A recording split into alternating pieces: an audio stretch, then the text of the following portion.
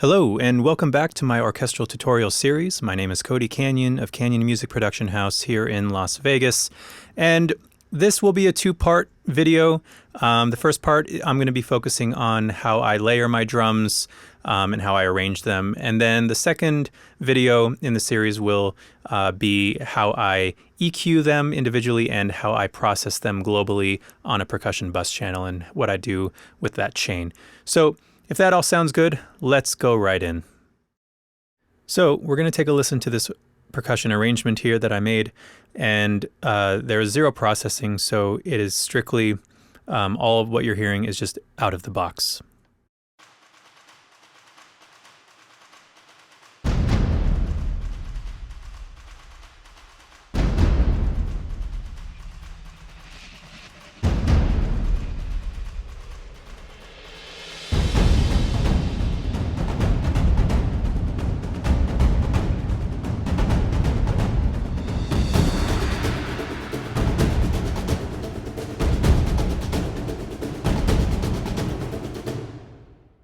The first thing I want to talk about is layering, and what I have here is I'm starting with these snare hits.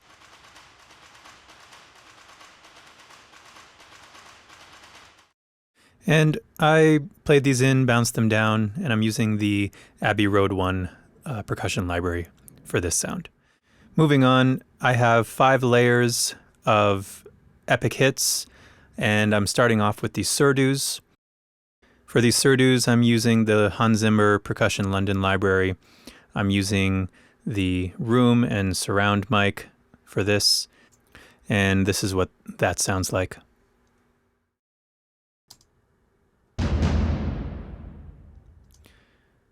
So I wanted some distance, and I really like surdos for, making that big epic sound. And then I have another patch here, which I'm using the Hans Zimmer Professional Library, the Junkie XL patch here, and I have 3 mic positions set, my close, room, and surround mic settings, and I've customized them in a way for them to sound like this. And that's kind of like a bass drum. I wanted just a low end to kind of complement the surdos. And I do want to say that these mic positions, if you're working with libraries with mic positions, half of the mixing job is getting your mic positions right, and sculpting the kind of room and sound you want for your drums. If your mic positions are all crazy, and when you get to the mixing process, your drums are just not really cohesive, you're probably going to have to go back and do some adjusting with your mic positions. Otherwise, you're going to be doing some really crazy EQ things and compression that is just going to degrade and destroy your, the sound, the sample. So you don't want to do that. Half of the mixing process that I've learned over the 10 years that I've been composing is half of the battle in that mixing process is 1, choosing the right samples, and 2, utilizing your mic positions appropriately. So just keep that in mind. And then I have these epic hits. Now these are the same sample, but what I've done is I've panned them. I've stereo panned them left and right. And if you don't know how to stereo pan, you just go to your panning here and you right click, and it gives you this option in Logic Pro to stereo pan, and then you can keep the stereo image, and it won't reduce the volume of it. It's just moving it. So let's listen to these. And what I've done here is, because this is the same sample, and this is the epic hit preset in the Hans Zimmer Percussion Professional Library, I have them pretty close. I have the close mic all the way up, and then I have the room and surround as well, just to give it that field of depth. And I've offset them and humanized them a bit. So as you can see, these hits are not directly on, otherwise you're going to get phasing because they're the same exact sample. So you want to offset those so it sounds like, there's an army of drums instead of just like one, So with those combined, it sounds like this.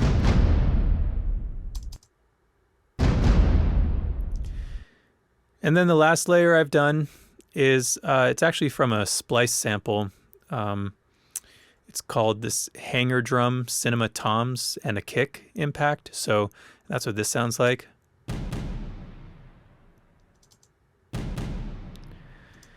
And that kind of had the top end that I was looking for, to really kind of drive home that epic hit feel. So with all these 5 layers combined, this is what it sounds like.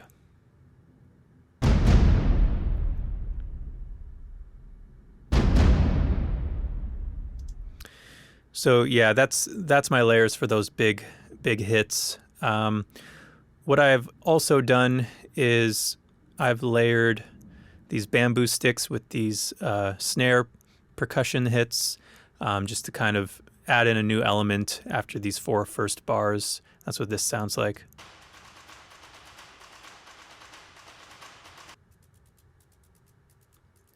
So let's go to the first main breakdown and take a listen.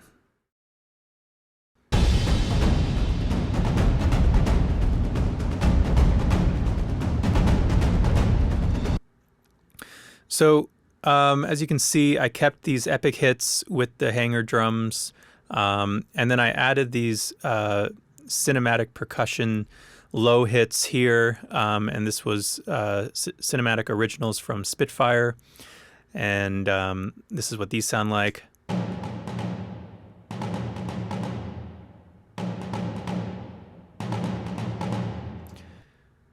So I wanted a little bit of a different texture coming in on this breakdown for these to complement the epic hits. So together, these 4 sound like this.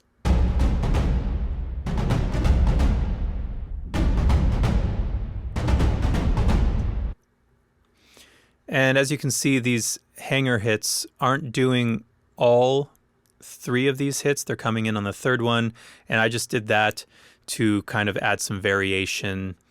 And then I have these toms doing a steady beat here.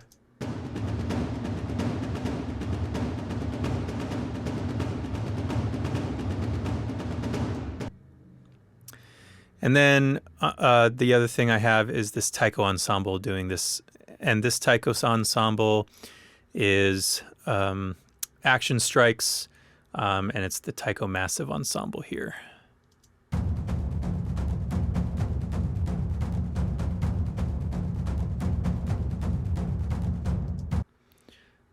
So let's take a listen to these 2 rhythmic sections here.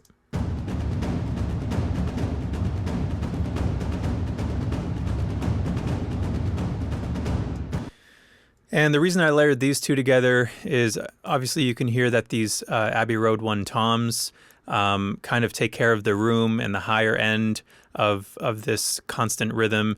And this taiko ensemble really takes care of the low end with that kind of sizzle on top, keeping the detail of each strike pretty clear. So let's take a listen to everything in this section so far.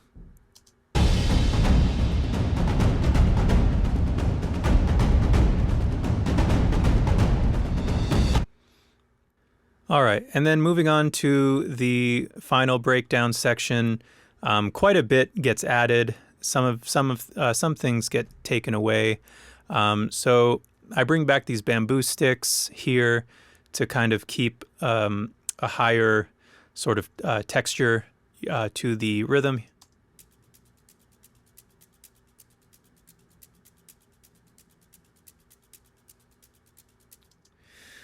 And then moving on, I'm keeping my cinematic low percussion here, doing the accents along with the hanger drums. I keep the toms in, they're doing this.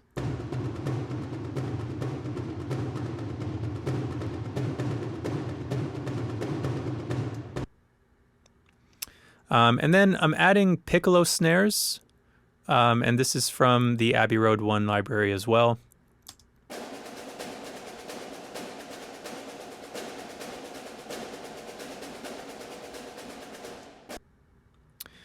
And then in the Damage library, in their Armageddon kit, I used this sound here.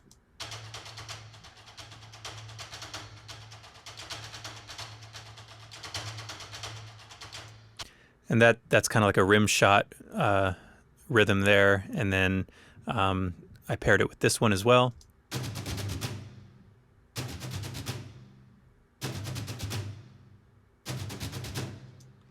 And then the last damage kit I used was this plastic ensemble here.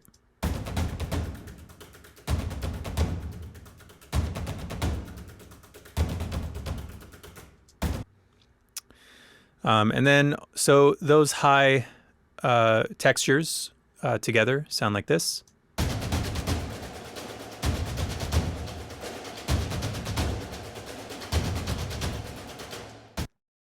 So as you can hear, these piccolo snares are taking care of the room ambience. So they're letting us hear the room that they're in. And the damage kits, the rim shots, and the high plastics, they are taking care of the close textures that I wanted to make the drums feel like they're next to you. And then I have this Junkie XL percussion right here.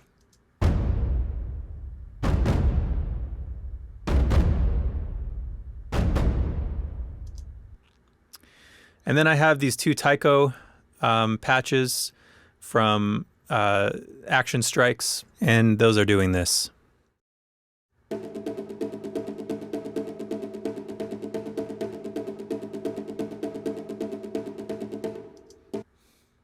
So let's listen to all of that together.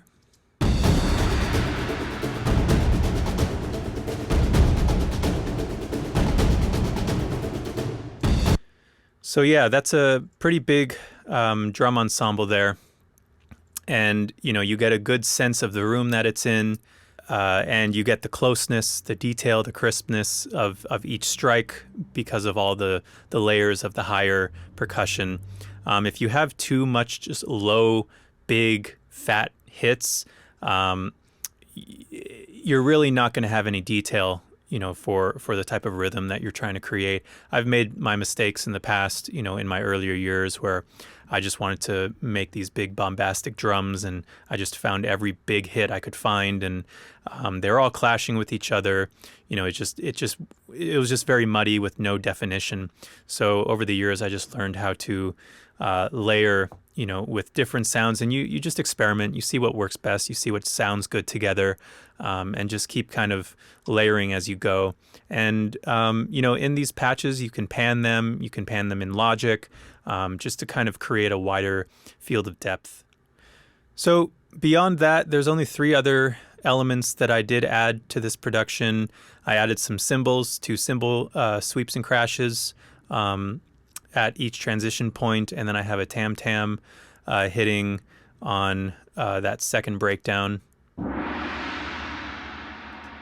And then I have this damage effect, this damage hit tail. And I just did this for texture, just to kind of, you know, kind of keep things interesting.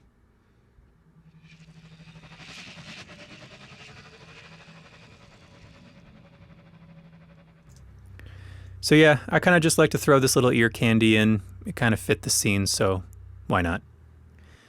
Well, that does it for this portion of my percussion tutorial.